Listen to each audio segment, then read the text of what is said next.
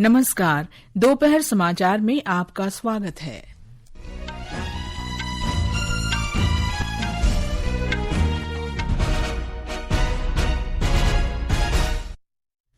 प्रधानमंत्री नरेंद्र मोदी ने मुंबई में ग्लोबल फिनटेक महोत्सव में भारत के फिनटेक कौशल को रेखांकित किया।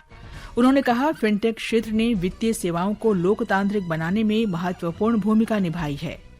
प्रधानमंत्री महाराष्ट्र के पालघर में भारत के गहरे पानी के सबसे बड़े बंदरगाह की आधारशिला रखेंगे। विदेश मंत्री एस जयशंकर ने कहा, पाकिस्तान के साथ अब बातचीत का समय नहीं रहा और हर कार्रवाई के परिणाम होते हैं। वक्फ संशोधन विधेयक पर विभिन्न हितधारकों के सुझाव जानने के लिए संसद की संयुक्त समिति की बैठक नई दिल्ली में जारी। और पेरिस में पैरालंपिक खेलों के दूसरे दिन भारतीय खिलाड़ियों की निगाहें निशानेबाजी, एथलेटिक्स और बैडमिंटन में पदक जीतने पर होंगी।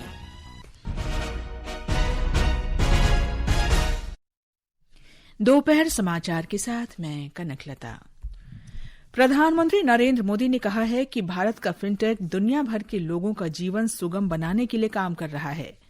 मुंबई में वैश्विक फिनटेक सम्मेलन 2024 को संबोधित करते हुए प्रधानमंत्री ने कहा कि भारत द्वारा फिनटेक को अपनाना गति और पैमाने की दृष्टि से विश्व में बेजोड़ है।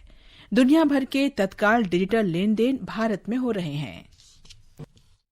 भारत में फिनटेक की वजह से जो ट्रांसफॉर्मेशन आया है वो सिर्फ टेक्नोलॉजी तक ही सीमित नहीं है, इसका सोशल इम्पैक्ट बहुत व्यापक है। इससे गांव और शहर की खाई को ब्रीच करने में मदद मिली। कभी हमारे यहाँ बैंक की सर्विस लेने में ही एक पूरा दिन लग जाता था। एक किसान के लिए, एक मछुआरे के लिए, एक मिडिल क्लास परिवार के लिए ये बहुत बड़ी मुसीबत थी। फिनटेक ने इस समस्या को दूर किया।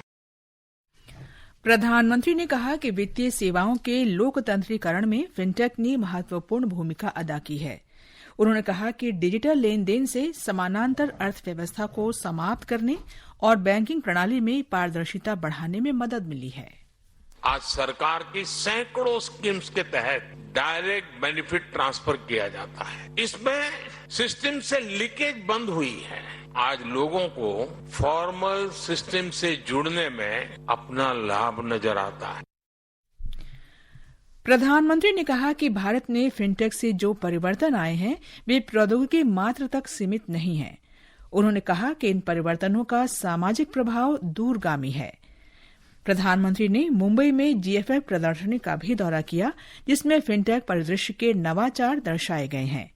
इस अवसर पर रिजर्व बैंक के गवर्नर शक्तिकांत दास ने कहा कि भारत आज परिवर्तन के ऐसे मुकाम पर है जहां प्रौद्योगिकी प्रत्येक नागरिक की आकांक्षाएं पूरी करने में प्रमुख भूमिका निभाएगी। From mobile banking to digital payments, AI-driven lending, blockchain innovations, the fintech ecosystem is constantly evolving to meet the diverse needs of our growing economy. Digital technologies have been instrumental in expanding financial inclusion, improving efficiency, and enabling real-time services across the country.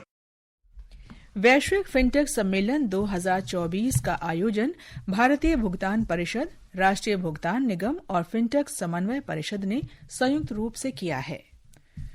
प्रधानमंत्री आज पालघर के सिडको मैदान में विभिन्न विकास परियोजनाओं की आधारशिला रखेंगे और वाडवण बंदरगाह का शिलान्यास करेंगे। इस परियोजना पर लगभग 76,000 करोड़ रुपए की लागत आएगी। ये परियोजना भारत की समुद्री शक्ति को बढ़ाएगी और इससे वैश्विक व्यापार को बढ़ावा मिलेगा। ये बंदरगाह भारत के सबसे बड़े गहरे पानी वाले बंदरगाहों में से एक होगा। इस बंदरगाह से आवाजाही में लगने वाला समय तथा लागत कम होगी और अंतर्राष्ट्रीय जलमार्गों से सीधी कनेक्टिविटी की सुविधा मिलेगी।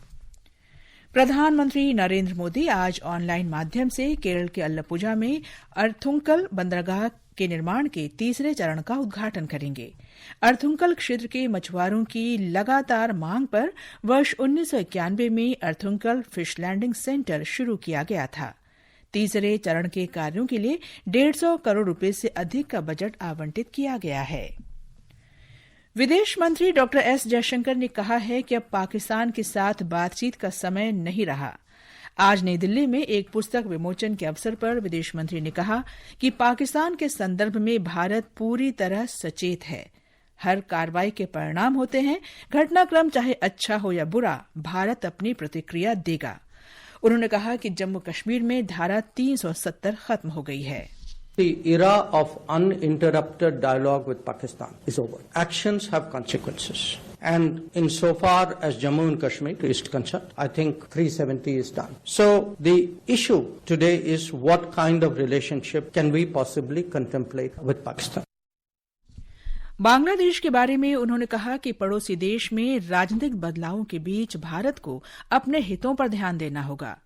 मालदीव के साथ भारत के संबंधों पर उन्होंने कहा कि मालदीव को लेकर भारत के दृष्टिकोण में उतार चढ़ाव रहा है।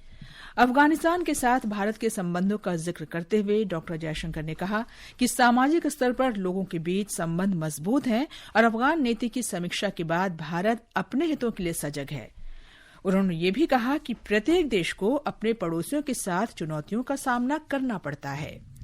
ये समाचार हमारी वेबसाइट www.newsonair.gov.in और हमारे न्यूज ऑन एआईआर ऐप पर भी उपलब्ध हैं।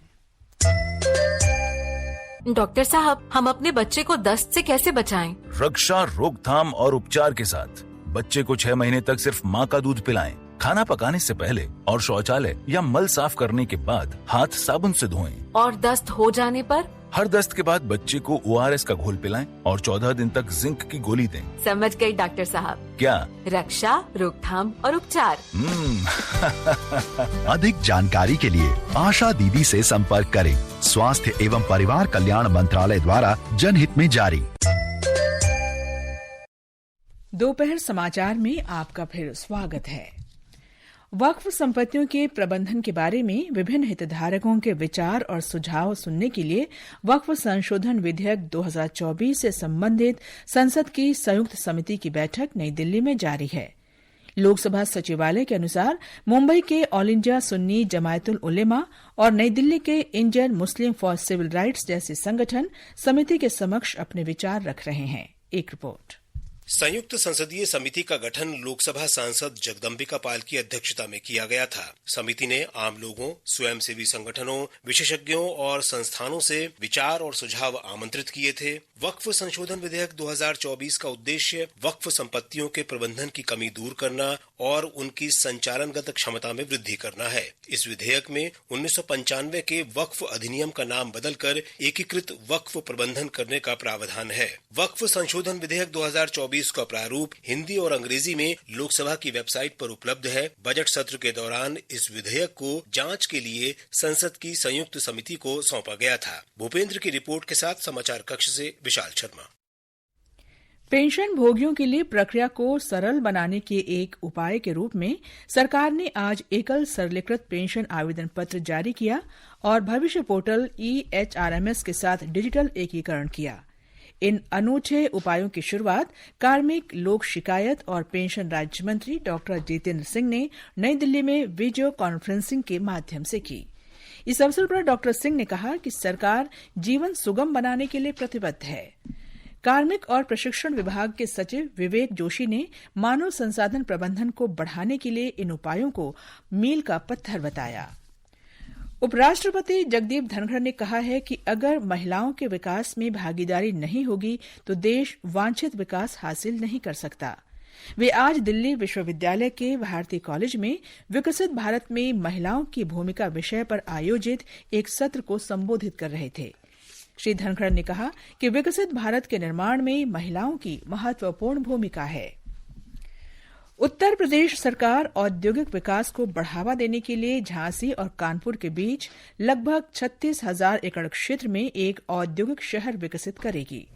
मुख्यमंत्री योगी आदित्यनाथ ने आज लखनऊ में एक कार्यक्रम में इसकी घोषणा करते हुए कहा कि शहर में एक विशेष हवाई अड्डा भी बनाया जाएगा। उन्होंने कहा कि उत्तर प्रदेश अब निवेशकों की प्राथमिकता में है और उनकी सरकार राज्य में निवेश के इच्छुक निवेशकों और उद्यमियों को हर तरह की मदद और समर्थन देगी। झारखंड में हेमंत सोरेन मंत्रिमंडल में चंपई सोरेन के स्थान पर घाटशिला से झारखंड मुक्ति मोर्चा के विधायक रामदास सोरेन को मंत्री बनाया गया है। राज्यपाल संतोष कुमार गंगवार ने रांची के राजभवन में आयोजित सादे समारोह में रामदास सोरेन को पद और गोपनीयता की शपथ दिलाई। झारखंड के पूर्व मुख्यमंत्री चंपई सोरेन आज दोपहर रांची के धुर्वा मैदान में एक समारोह में भारतीय जनता पार्टी में शामिल होंगे।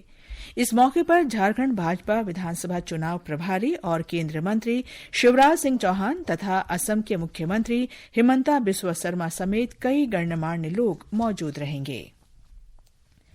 भारत और चीन ने सीमावर्ती क्षेत्रों में जमीनी स्तर पर शांति बनाए रखने का फैसला किया है। दोनों देशों ने दोहराया है कि वास्तविक नियंत्रण रेखा का सम्मान द्विपक्षीय संबंधों में सामान्य स्थिति की बहाली के लिए आवश्यक है। भारत चीन सीमा मामलों पर परामर्श और समन्वय संबंधी कार्यतंत्र की 31वीं बैठक कल बीजिंग में आयोजित की गई। विदेश मंत्रालय के अनुसार दोनों पक्षों ने मतभेद कम करने और लंबित मुद्दों का शीघ्र समाधान खोजने के लिए वास्तविक नियंत्रण रेखा की स्थिति पर रचनात्मक बातचीत की। भारत और सऊदी अरब सार्वजनिक क्षेत्र की लेखा परीक्षा के क्षेत्र में आपसी सहयोग बढ़ाएंगे। इस आशय के एक समझौता ज्ञापन पर आज रियाद में हस्ताक्षर किए गए। भारत के नियंत्रक और महालेखा परीक्षक गिरीश चंद्र मुर्मू और Saudi general court of audit के अध्यक्ष डॉ हुसैम अल अंगारी ने ज्ञापन पर हस्ताक्षर किए। सऊदी अरब में भारत के राजदूत डॉ सुहेल खान भी इस अवसर पर मौजूद थे। इस समझौते से दोनों देशों के शीर्ष लेखा परीक्षण संस्थानों के बीच पहले से घनिष्ठ संबंधों को और बढ़ावा मिलेगा। ये समाचार आकाशवाणी से प्रसारित किए जा रहे हैं। ताज़ा समाचार जानने के लिए आप हमारे social media handle @AIR News Hindi को फॉलो कर सकते हैं। ये आकाशवाणी है। और अब पेरिस पैरालंपिक की खबरें।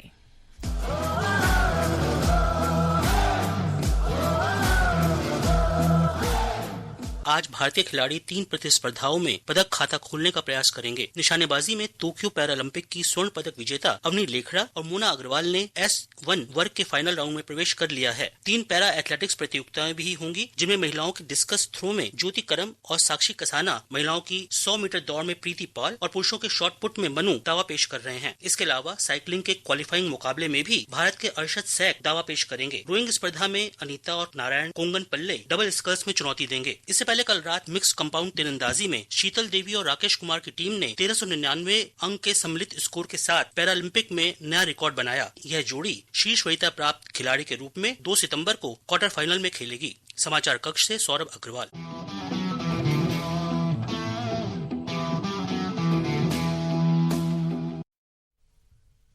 इस बीच पैरालंपिक खेलों में बैडमिंटन SL3 श्रेणी में मानसी जोशी यूक्रेन की ओक्साना कोजियाना से हारकर महिला एकल से बाहर हो गई हैं। पुरुष वर्ग में मनोज सरकार भी SL3 वर्ग के दूसरे मैच में थाईलैंड के मोंग खोन बुनसुन से हार गए। और अब मौसम विभाग ने कहा है कच्छ क्षेत्र के ऊपर बने गहरे दबाव के चक्रवात में बदलने की आशंका है। हमारे संवाददाता ने बताया है कि जिला प्रशासन ने चक्रवात के मद्देनजर एहतियाती कदम उठाए हैं। आज सुबह से ही कच्छ जिले में बारिश की तीव्रता में काफी कमी आई है, लेकिन जिला प्रशासन ने संभावित चक्रवात के मद्देनजर व्यापक कदम उठाए हैं। जिला कलेक्टर ने लोगों से सतर्क रहने और अनावश्यक आवाजाही से बचने का आग्रह किया है। तटीय इलाकों में रहने वाले लोगों को सुरक्षित स्थानों पर पहुंचाया जा रहा है। मुद्रा, कांडला और जखाऊ बंदरगाहों पर 3 नंबर के सिग्नल लगाए गए हैं। मछुआरों को अगले 3 दिन के दौरान समुद्र में न जाने की सलाह दी गई है। कच्छ के मांडवी, अबडासा और लखपत तहसीलों में कल हुई मूसलाधार बारिश के बाद मोबाइल नेटवर्क भी बुरी तरह से प्रभावित हुआ है। अपर्णा खून, आकाशवाणी समाचार, अहमदाबाद। मौसम विभाग ने अगले 2 से 3 दिन में ओडिशा, तटीय आंध्र प्रदेश, छत्तीसगढ़, विदर्भ और तेलंगाना में मूसलाधार वर्षा का अनुमान व्यक्त किया है। और अंत में मुख्य समाचार एक बार फिर। प्रधानमंत्री नरेंद्र मोदी ने मुंबई में ग्लोबल फिनटेक महोत्सव में भारत के फिनटेक कौशल को रेखांकित किया। उन्होंने कहा फिनटेक क्षेत्र ने वित्तीय सेवाओं को लोकतांत्रिक बनाने में महत्वपूर्ण भूमिका निभाई है। प्रधानमंत्री महाराष्ट्र के पालघर में भारत के गहरे पानी के सबसे बड़े बंदरगाह की आधारशिला रखेंगे। विदेश मंत्री एस जयशंकर ने कहा पाकिस्तान के साथ अब बातचीत का समय नहीं रहा और हर कार्रवाई के परिणाम होते हैं।